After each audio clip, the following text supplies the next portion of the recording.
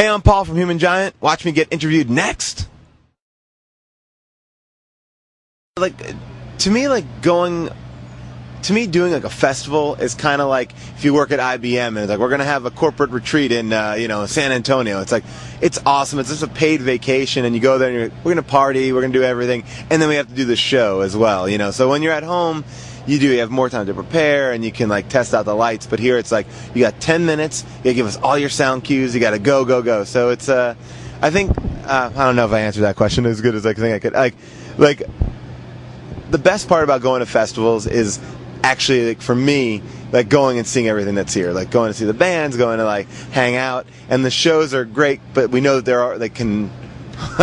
It's a tough question for me. I'm trying to like figure out what because I'm also like, well, what's interesting? Like, how is that the most? For me, I like to take advantage and just party at a festival. To me, like, I treat a festival like this is a vacation. Like, we actively search out these things, like with Bumbershoot or Bonnaroo or South by Southwest. Like, oh, we want to go there because we love all the bands that are playing, and it's sort of like, oh, great, you'll pay for our airfare and our hotel, and all we have to do is do a show.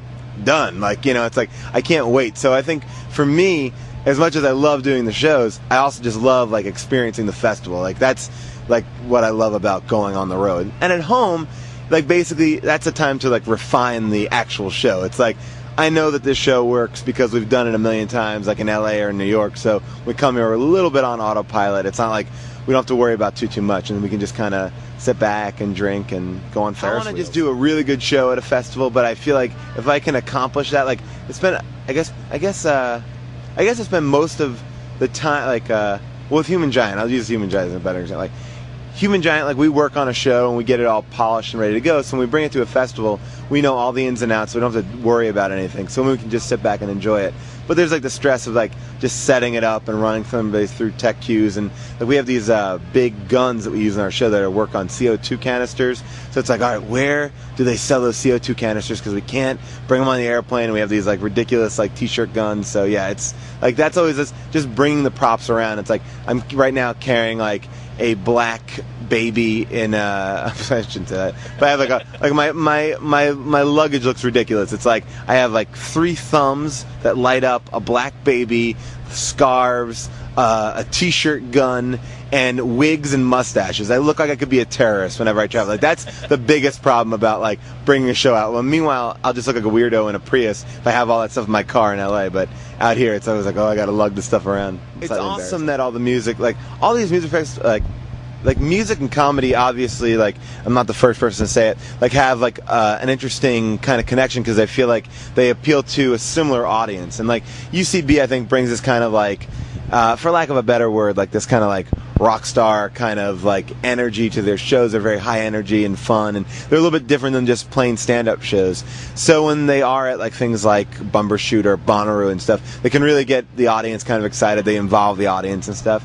So I think, to me, I used to tour around the country and do like community arts centers in like North Carolina or colleges, and those aren't as much fun as like being here at a festival, because it's basically like, I feel like UCB in New York and LA cater to a very specific kind of crowd, like a hip kind of fun crowd that may not, like, they're smarter, and they're kind of like the crowd, especially in New York, that would go see bands at smaller venues and stuff like that. And I feel like when you come out to all these festivals, you're attracting that same audience, with people who don't, does this make any sense? Like, but you're attracting that same kind of audience, but in a different location. Like, so I don't know. I feel like the audience for, the audience for music and comedy, it's not like, well, I only like music and I only like comedy. Like, I mean, a lot of the comedians, I think, want to go to these festivals because, like, oh man, I want to see Beck, I want to see T.I. And then a lot of fans, they're coming for the same thing. Like, oh man, I get to go see like like Janine Garofalo, that's awesome, and I got to go see the Walkman. Like, it's kind of like a cool, you're just appealing to the same audience. I don't think, I think whoever just started doing that, and it just realized, oh, this is like a really smart thing to do. Yeah, I mean, I've been here at Bumbershoot a couple of years, and it just grows every year, like the comedy stuff. That's what I think. I think it just is a really good fit. It's the people who like live in Seattle who want to see, all these bands are the same people who would want to see all these comedians if they came to town. So it's like you're giving them one central location to kind of do it. And I also don't think that a comedy festival, you could probably get, like, people aren't going to show up to a comedy fest like, whoa, on the main stage tonight, you know. But when you kind of mix the two, it's great, and I think it's a nice break too. Like a lot of times, like a lot of the music shows are in outdoor venues, so you come in, you get air conditioning, you get to see some comedy, you get to sit down. It kind of works, and it kind of makes your festival a little bit more of an experience. You get to do a bunch of different things, especially Bumbershoot. It's like art, comedy, and music. I think it's a really cool thing because it's like if you like a certain band, then you might find out about a comedian, and if you like a certain comedian, you might walk around and find out about a band. It really, like, same thing. Like Chuck Palahniuk was here, I guess, like 2 years ago, and it's like, well, it's just like, it just caters, I think, more to a lifestyle than it is like one entertainment choice. I think, and that's and it's great. And then because you see Chuck Palahniuk like talk with somebody on stage that you maybe never have heard of before, like, oh, I gotta see that person. Same thing with the stand-up shows. It's like, oh, I know this guy, but I don't know the two other people they're with. And then you're like, oh, I like them now too. So I think it's always about like educating yourself. We love coming to festivals, but just because the audiences are great. And then we can try, like, for the Human Giant show, we're going to do like a different bit every night. We're going to do like most of the same stuff, but switch out one bit. And the MySpace show that we're doing here, that's all improvised, so that's even better. It's like it'll just be a totally, completely new show for every audience. MySpace is actually a show we've been doing for 3 years in LA, and it's basically a bunch of people that you might see around. Like Matt Walsh is actually coming in as a special guest. Like he's from the Upright Citizens Brigade, and he was on The Daily Show, and just awesome. And then the rest of the cast is Seth Morris, Owen Burke, Rob Hubel from Human Giant, and Chad Carter. Well, the bands I'm excited to see like this weekend, like primarily, are I'm really excited to see the Walkmen.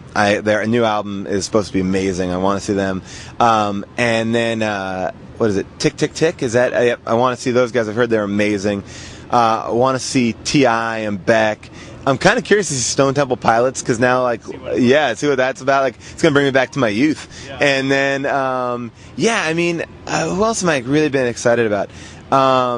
I got into like this new, like not a new band, but I got into this band called the Dirt Bombs like really recently. I really like them a lot, and I love Clips, that rap group Clips, and I feel like people have to find out about them. Their new album's coming out soon, and they're awesome. Like, I don't know, it's like it's always cool like to be turned on to stuff, and I feel like part of the reason why I am is because of all the festivals that we've gone to. It's like I've been in, in this 1 year, I've been in South by Southwest, Lollapalooza, and Bonnaroo, and now Bumbershoot. So like you get to see different people, like, oh, I heard they're great, I'm gonna go see them again. And you get to see weird things like P-Lander Z, which is like Japanese noise punk, and South by Southwest. And you come here and you get to see like there's like a group of dancers, I think, that like they do dancing on these like really tall poles. I've heard of it. Yeah, it's like, so yeah, it's just kind of cool. Like you get to find out about stuff, and then whenever you see somebody live too, I think 90% of the time they're like just better than anything. Like that's the best introduction to it. Like I saw Metallica. I'm an okay Metallica fan. Like I like Metallica, but then I saw them live. I was like, whoa, Metallica is amazing. Like they were amazing. I just love getting to see live music, and then you go home and you download it, and you're all good. Next June, this movie Year One comes out, directed by Harold Ramis, who is amazing. Just been involved in everything great in the last like 25 years. And it's with Jack Black and Michael Cera. Now I can't really talk about it because they're like it's a very like secretive thing, but I wear very little clothes in it, and I get very dirty. Those are the two things that I could tell you about. But it's super awesome. It's it's like I got an amazing cast, like Hank Azaria, Christopher Mintz-Plasse, the kid who played I think I'm not even pronouncing his name right, but he was in McLovin and Superbad, and a bunch of other great people. Check me out. I have the very small part, but you will see me as a slave in biblical times. And then in Bride Wars, that's awesome. It's Kate Hudson and Anne Hathaway, and I actually play a dance instructor that Kate Hudson hires to sabotage Anne Hathaway's wedding. And it's just ridiculous, like wearing like a black leotard and just teaching them ridiculous dance moves. Push a ton, or you can call me Ziploc. Yellow with the blue, made green when the coke drop. 15 years old, cooking raw rock. Mama getting mad cause I was fucking up her gold pots.